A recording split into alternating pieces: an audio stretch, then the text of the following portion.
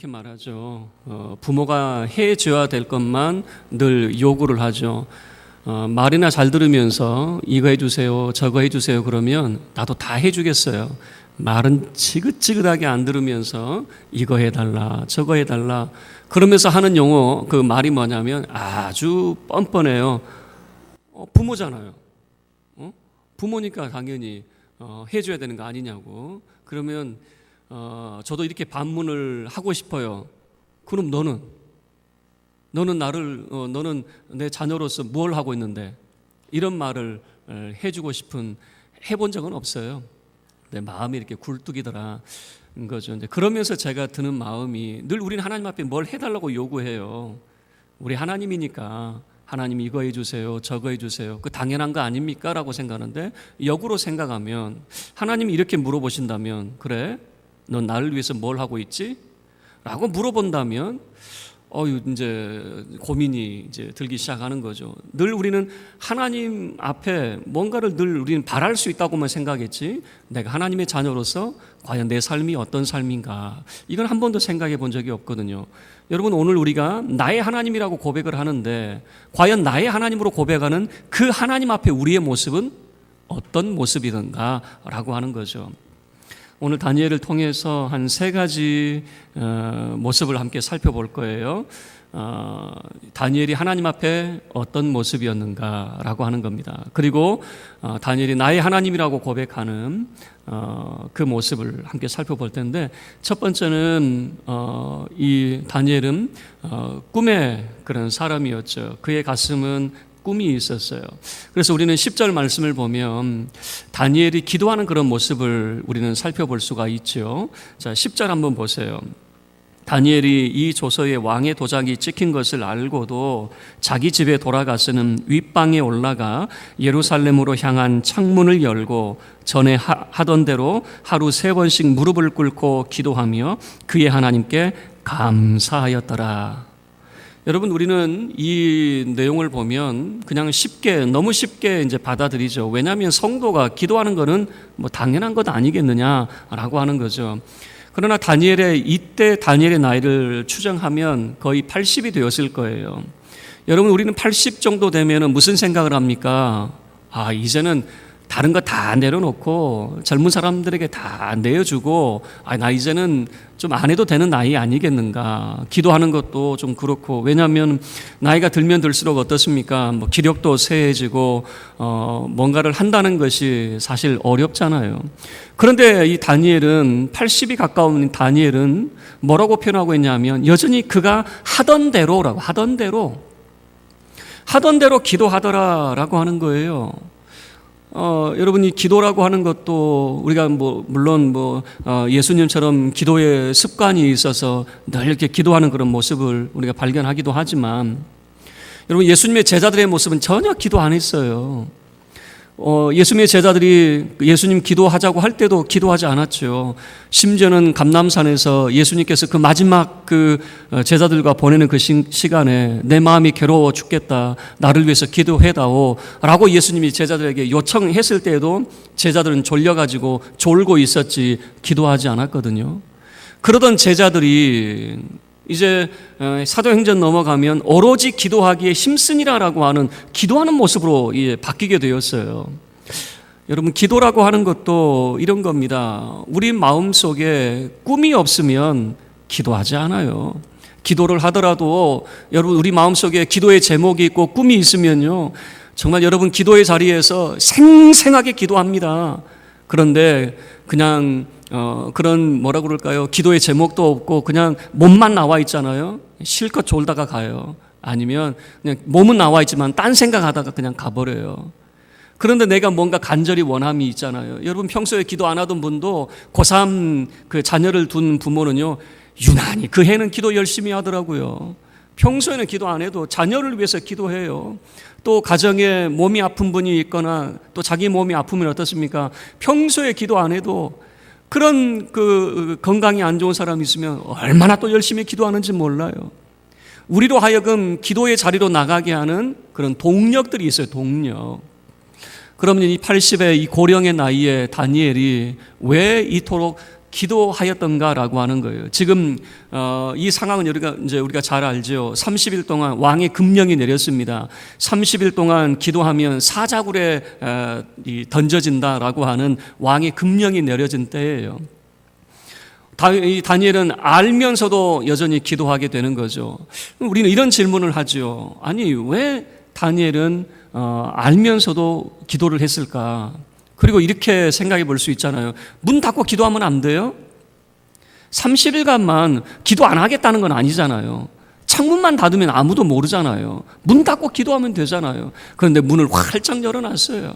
그리고 무릎을 꿇고 그는 기도를 하는 그런 모습을 모든 사람들이 얼마든지 그 집 앞을 지나가는 사람은 볼 수 있도록 그렇게 기도하고 있더라, 그 말이죠. 왜 다니엘이 기도했을까? 우리가 추정할 수 있는 것은 9장 1절 내용을 통해서 추정해 볼 수가 있어요. 여러분 한번 보세요. 9장 한번 보세요. 자, 9장 1절, 2절 우리 함께 합독하겠습니다. 시작. 메대 족속 아하수레의 아들 다리오가 갈대아 나라 왕으로 세움을 받던 첫 해 곧 그 통치 원년에 나 다니엘이 책을 통해 여호와께서 말씀으로 선지자 예레미야에게 알려주신 그 연수를 깨달았나니 곧 예루살렘의 황폐함이 70년 만에 그치리라 하신 것이라. 지금 80세의 이 고령의 그 다니엘이 지금 그 시점에 그가 책을 읽다가 예레미야의 서신을 읽다가 깨달음을 얻게 됐어요. 예레미야 선지자가 뭐라고 이야기를 했냐면 이 예루살렘의 황폐함이 70년이다라고 하는 겁니다. 그래서 70년이 지나면 예루살렘이 회복이 된다라고 하는 이 예레미야 선지자의 예언이 있었다라고 하는 거예요. 그걸 지금 다니엘이 그것을 깨닫게 되었다라고 하는 겁니다. 지금 예루살렘 이제 성전이 무너진 시기로부터는 약 50년의 시간이 지났습니다. 앞으로 20년 후가 되면요, 다시 성전이 우뚝 세워지게 될 거예요. 예레미야 말대로만 된다면. 여러분, 다니엘이 정말 그것을 깨닫고 했던 것이 뭐냐면, 여러분 3절 말씀부터 보면 다니엘이 금식하며 기도하기 시작했다라고 하는 것을 보여주고 있어요. 그러니까 다니엘의 마음속에 꿈과 비전이 있어요. 하나님의 나라가 회복되는 그런 비전들이 있는 겁니다. 여러분, 우리나라 역사는 너무 아픈 역사예요. 지금 지난주에 남북 정상들이 이제 함께 만남의 그런 시간을 가졌는데 여러분 어떤 마음으로 가졌는지 모르겠어요. 외신 기자들은 그 모습을 보면서 얼마나 감동했는지 몰라요. 많은 역사학자들이 어떻게 이야기하냐면, 여러분 전범 국가가 있습니다. 독일이나 일본. 독일 같은 경우는요, 전범 국가가 둘로 쪼개졌어요. 그러면 전범 국가였던 일본이 둘로 쪼개져야 되는데 웬걸요? 왜 대한민국이 둘로 쪼개져야 됩니까? 그런데 우리는 이것에 대해서 반론을 가지질 않아요. 우리가 무슨 전범 국가였습니까? 우리는 피해 국가였어요. 그리고 이제 남북 정상이 함께 만나서 이 한반도, 여러분이 하나의 나라를 다시금 우리가 꿈꿀 수가 있었어요. 저 광화문에서 들었던 이 촛불이 이 한반도의 촛불이 되고 온 세계의 촛불이 되기를 염원하는 마음으로 많은 외신들이 지켜보고 있었던 거죠. 여러분, 다니엘이 가졌던 그 마음은 이런 겁니다. 하나님의 나라가 이제 70년이 되면은 다시 회복이 된다라고 하는 예레미야의 그 글을 읽고 그 마음속에 꿈을 가졌던 것 같아요. 그리고 9장 17절 한번 보세요. 9장 17절 이 다니엘의 기도입니다. 다니엘이 뭐라고 기도하고 있는지 그냥 이 9장 17절 한 절만 볼게요. 함께 읽겠습니다. 시작. 그러하온즉 우리 하나님이여 지금 주의 종의 기도와 간구를 들으시고 주를 위하여 주의 얼굴빛을 주의 황폐한 성소에 비추시옵소서. 여러분, 다니엘의 간절한 염원이 뭐냐면 바벨론에 의해서 그 무너졌던 하나님의 거룩한 성전이 다시 세워지기를, 그 염원이 이 속에 담겨져 있잖아요. 주의 얼굴빛을 주의 성소에 비춰주십시오라고 하는 그 꿈과 그 희망과 소망이 다니엘에게 있었던 것 같아요. 그리고 다니엘은 기도합니다. 다시 6장 넘어가 보세요. 다시 6장 다니엘의 모습을 보셔요. 6장 10절 말씀을 보시면 다니엘이 어떻게 기도하던가라고 보면 예루살렘으로 향한 창문을 열고, 여러분 예루살렘을 향한 창문을 열고라고 하는 거예요. 예루살렘을 향하고 있는 거죠. 솔로몬이 성전을 짓고 난 다음에 하나님 앞에 기도하던 내용이 있어요. 하나님, 우리 민족이 혹시 잘못해가지고 하나님께서 우리를 이방으로 흩으신다 할지라도 그 흩어진 이방 땅에서 우리가 하나님의 성전이 있는 이곳을 향해서 기도하면 우리의 기도를 들어주시고 우리를 회복시켜 주십시오라고 하는 솔로몬의 기도가 있었어요. 그래서 다니엘도 그 솔로몬의 기도를 기억을 했을 겁니다. 그 포로로 잡혀간 그 이방인의 땅에서 하나님의 성전이 있는 예루살렘을 향한 그 창문을 열고 그 예루살렘 성전을 향한 곳을 바라보면서 기도하고 있는 모습이죠. 그리고 그의 기도의 모습은 하루에 3번씩 무릎을 꿇고 기도하며라고 하는 거예요. 여러분, 하루에 3번이라고 하는 것은 그가 뭔가 작정하는 것이 있다라고 하는 겁니다. 유대인들은 아침과 저녁 2번을 기도합니다. 3번이라고 하는 것은 뭔가 작정하는 바가 있어요. 그래서 그 마음에 소원하는 바가 있고 하나님의 응답을 구하는 그 간절함이 있어서 하루 3번 기도합니다. 무릎을 꿇고라고 하는 것을 통해서도 보여져요.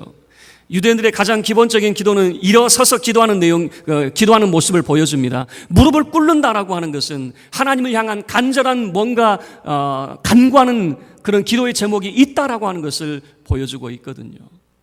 다니엘은 꿈이 있었어요. 하나님 나라의 회복, 성전의 회복을 향한 그 꿈이 있어서 고령의 나이임에도 불구하고 여전히 하나님 앞에 기도하는 그 모습을 보여주고 있는 것이죠. 많은 은퇴하신 분들을 보게 됩니다. 은퇴 전만 하더라도 열심히 일하던 분이 은퇴 이후에 보면 확 늙어버리는 것을 보게 돼요.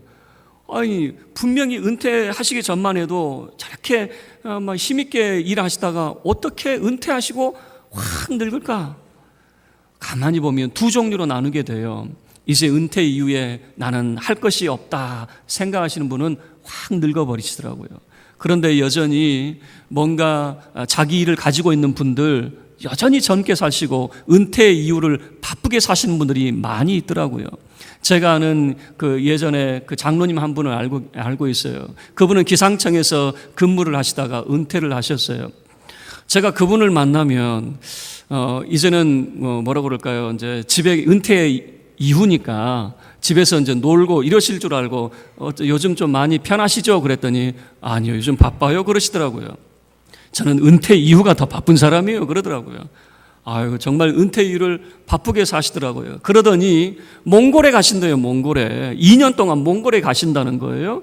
아니, 그 머나먼 땅에 나이도 있고 그런데 왜 가십니까? 그랬더니 재능 기부하러 간대요. 몽골이라고 하는 나라가 기상청이 아직은 약하잖아요. 그러니까 선진 기술을 가지고 2년 동안 그곳에 가서 한국의 기술을 알려주는데 나 재능 기부하러 갑니다 그러더라고요. 젊게 사시더라고요. 꿈이 있는 사람, 일이 있는 사람은 뒤로 물러가지 않고 젊게 살고, 그리고 여전히 하나님을 위해서 그 꿈을 가지고 기도하는 그런 모습을 보여주게 되는 거죠. 다니엘은, 나의 하나님으로 고백하는 그 다니엘은 꿈이 있는 사람이었습니다.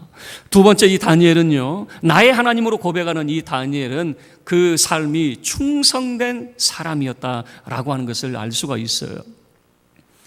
이 다리오라고 하는 이제 왕이 바벨론을 무너뜨리고 메데 바사, 여러분 메데 나라가 따로 있고 바사 나라가 따로 있는 게 아니에요. 그냥 메데라고 하는 것은 한 2-3년 정도 아주 짧은 시기였어요. 그냥 바사라고 하는 페르시아 나라로 바로 넘어가게 됩니다. 근데 일시적으로 이 다리오가 그 메데 바사의 그런 나라를 그가 다스리게 됩니다. 한 2-3년 정도 다스리게 돼요.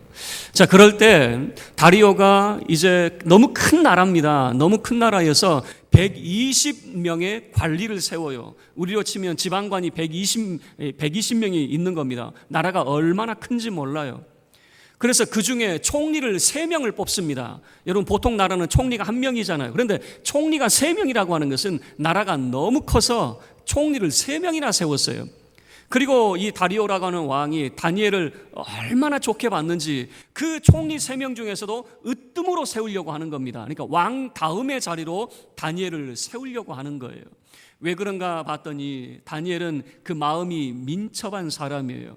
여러분 80의 나이면 어떤 생각을 하게 됩니까? 이제는 기억력도 떨어지고 이제는 뭐 모든 것이 안 된다라고 생각하는데 웬걸요? 왕이 이 다니엘을 이렇게 신임하는 이유는 뭐냐면 정말 그 고령의 나이에도 불구하고 그가 가지고 있는 정치적인 뭐라고 그럴까 노하우뿐만 아니라 그가 80 고령임에도 불구하고 여전히 그 판단력이 전혀 흐려지지 않았다라고 하는 것을 보여주고 있는 거죠.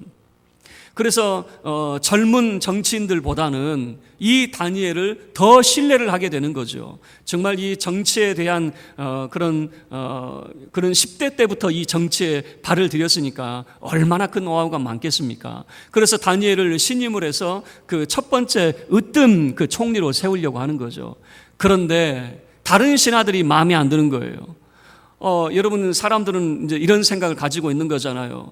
한 자리를 차지하려고 하면 성실한 사람, 능력 있는 사람 말고 아니 지금까지 그 사람을 위해서 수고했던 사람들 줄내기 하려고 하잖아요. 여러분 실력 있는 사람들을 세우면 우리가 이 정치권, 우리나라 정치권도 마찬가지죠. 능력 있고 실력 있고 정말 신실한 사람을 세워봐요. 누가 뭐라고 합니까? 그런데 우리나라 국회 청문회를 한번 보세요. 인사청문회를 하면 사람 뭐 허점이 어디에서는 막 나오죠. 그 사람이 무언가 그런 잘못했던 것들이 없는 사람이 없어요. 그래서 이 다니엘도 아마 인사청문회를 했던 것 같아요. 탈탈탈 털어봤던 것 같아요. 털어서 먼지 안 나는 사람은 어디 있겠습니까? 있더라고요. 다니엘은 털어도 먼지 하나 없는 사람이에요. 그래서 여러분 4절 말씀을 보세요. 다니엘을 털다가 다니엘의 삶을 알게 되었어요. 여러분 6장 4절 함께 읽겠습니다. 시작. 이에 총리들과 고관들이 국사에 대하여 다니엘을 고발할 근거를 찾고자 하였으나 아무 근거, 아무 허물도 찾지 못하였으니 이는 그가 충성되어 아무 그릇됨도 없고 아무 허물도 없음이었더라.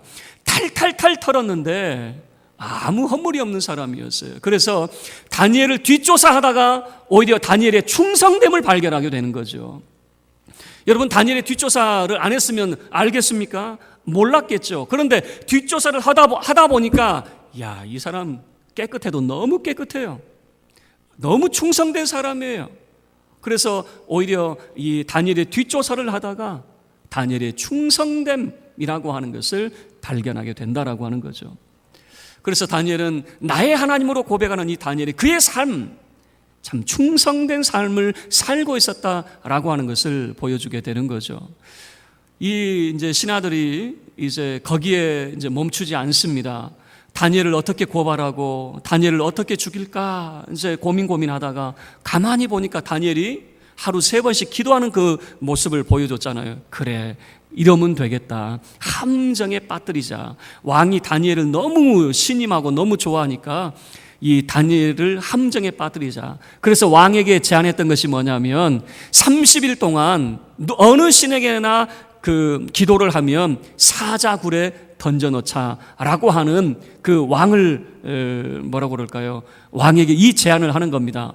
왕도 이제 새 나라가 됐는데 듣고 보니까 맞는 말 같아요. 좋은 말 같아요. 설마 그 속에 꼼수가 있을 줄이야 생각도 못했던 것 같아요.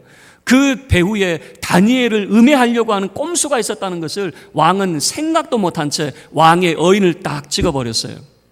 그래서 30일 동안 누구든지 어느 신에게나 절을 하게 되면 사자굴에 던져진다라고 하는 것이죠. 그런데 나중에 알게 됐죠. 바로 이 신하들의 꼼수였다는 것을, 다니엘을 음해하려고 하는 그 신하들의 꼼수였다는 것을 알게 되었어요. 그런데 그 사자굴에 다니엘이 들어감으로써 나의 하나님으로 고백했던 이 다니엘의 믿음이 드러나게 돼요. 여러분, 세 번째 다니엘이 어떤 사람이었는가, 나의 하나님으로 고백하는 이 다니엘이 어떤 사람이었는가라고 하는 것을 잘 보여주는데 바로 믿음의 사람이었다는 것을 보여주고 있는 거죠. 왕이 이제 다니엘을 사자굴에 넣어야 된다라고 하는 것을 알고 얼마나 마음이 괴로웠는지 몰라요. 그래서 어떻게 하든지 다니엘을 구해보려고 신하들과 이제 조율을 했겠죠. 그런데 신하들이 얼마나 득달같이 달려드는지, 왕이 이미 금령을 찍었지 않았습니까? 왕이 한번 도장을 찍었으면 그대로 해야지. 왕이 이랬다 저랬다 하면 나라가 바로 서겠습니까? 빨리 시행하십시오. 다니엘을 사자굴에 집어넣으십시오. 신하들이 득달같이 막 달려드는 거예요. 그래서 왕이 어떻게 합니까? 왕이라 할지라도 자기 혼자 했던 말을, 그리고 이미 금령이 조서로 다 찍혔는데 이것을 바꿀 수가 없는 거죠. 그래서 결국에는 다니엘을 사자굴에 던져 넣을 수밖에 없었어요. 그런데 왕이 다니엘을 얼마나 신임하고 아끼고 있었는가라고 하는 것을 여러분 보여주는데요. 16절 한번 보세요. 이에 왕이 명령하며 다니엘을 끌어다가 사자굴에 던져 넣는지라. 왕이 다니엘에게 이르되 내가 항상 섬기는 너의 하나님이 너를 구원하시리라 하니라. 여러분, 왕이 뭐라고 이야기합니까? 다리오 왕이 이 다니엘을 정말 아꼈다라고 하는 것을 보여주고 있는 거죠. 너의 하나님이 너를 구해줬으면 좋겠다. 그런 이 사자굴 앞에서 다니엘을 향해서 이렇게 기원하고 있는 겁니다. 다니엘아, 너 죽지 말고 살아라.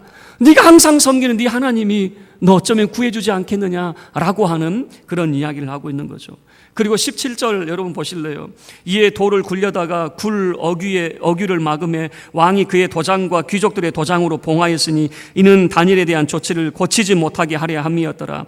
왕이 궁에 돌아가시는 밤이 새도록 금식하고 그 앞에 오락을 그치고 잠자기를 마다하니라. 왕이 마음이 막 급한 거예요. 자기가 그렇게 그냥 다니엘을 단순히 총리로만 세우려고 했던 것이 아니라 무척 아꼈던 사람이라고 하는 것을 알 수 있는 거죠. 마음이 급해요. 금식해요. 밥이 안 넘어가요. 여러분, 이런 거 있잖아요. 강 건너 불구경이라고 하는 게 있잖아요. 강 건너에 불 놔봐야 우리하고는 상관없으니까 밥 열심히 먹잖아요. 그런데 그 불이 내 가족과 관련된 불이라면 밥이 넘어가요, 안 넘어가요? 안 넘어가죠. 다리오 왕이 이 다니엘 때문에 금식을 해요. 왕이 식음을 전폐하면서 잠도 못 자고 있는 겁니다. 그리고 새벽이 되자마자, 날이 새자마자 사자굴로 뛰쳐가요. 뛰쳐가서 그 굴 안을 향해서 크게 소리칩니다. 20절입니다. 다니엘이 든 굴에 가까이 이르러서 슬피 소리질러 다니엘에게 묻되 살아계시는 하나님의 종 다니엘아, 내가 항상 섬기는 내 하나님이 사자들에게서 능히 너를 구원하셨느냐? 여러분, 이 말이 뭐냐면 다니엘아, 너 살았냐? 죽었냐? 하나님이 너 살려주셨냐? 그 이야기잖아요.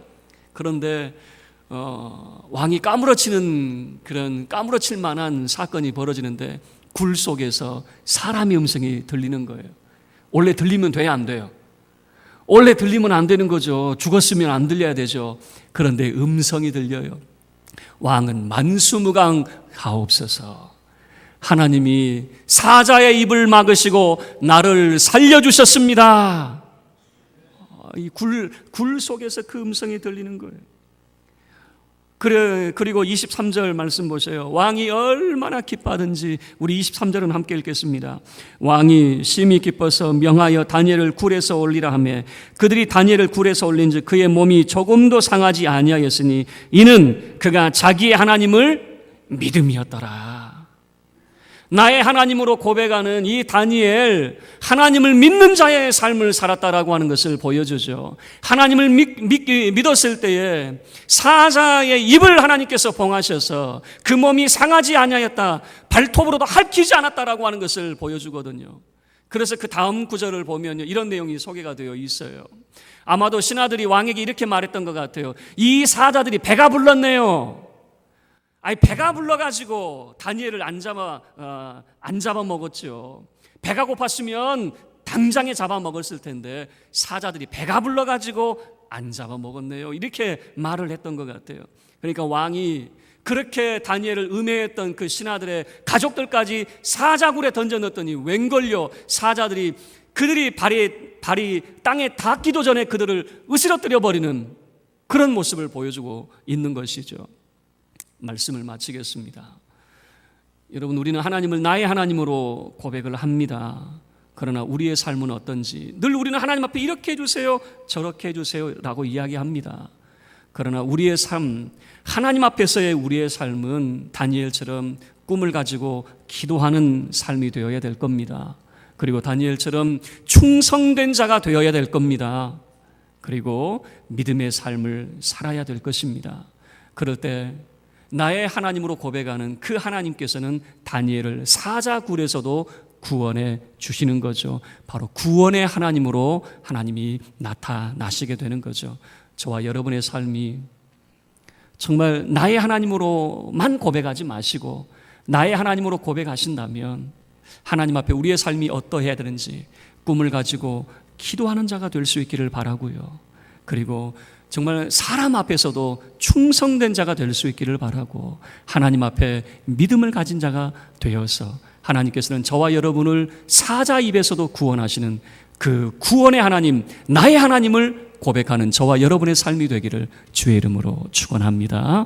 우리 모두 자리에서 일어서서 함께 찬양하겠습니다. 나의 힘이 되신 여호와여, 우리 함께 찬양하겠습니다. 우리 1절만 찬양하겠습니다.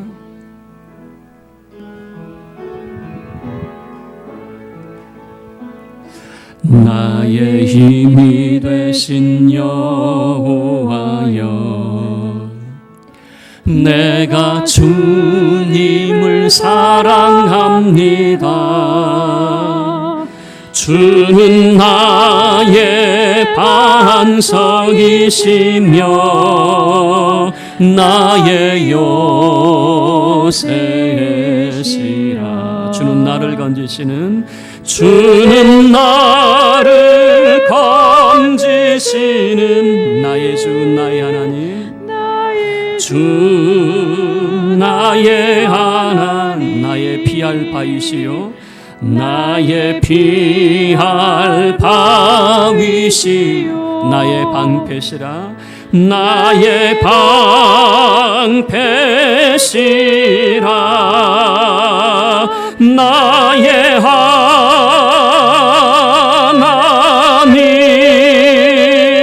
나의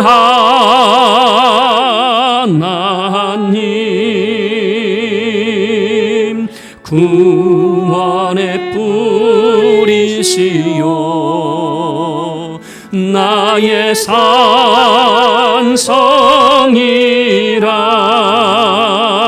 나의 하나님,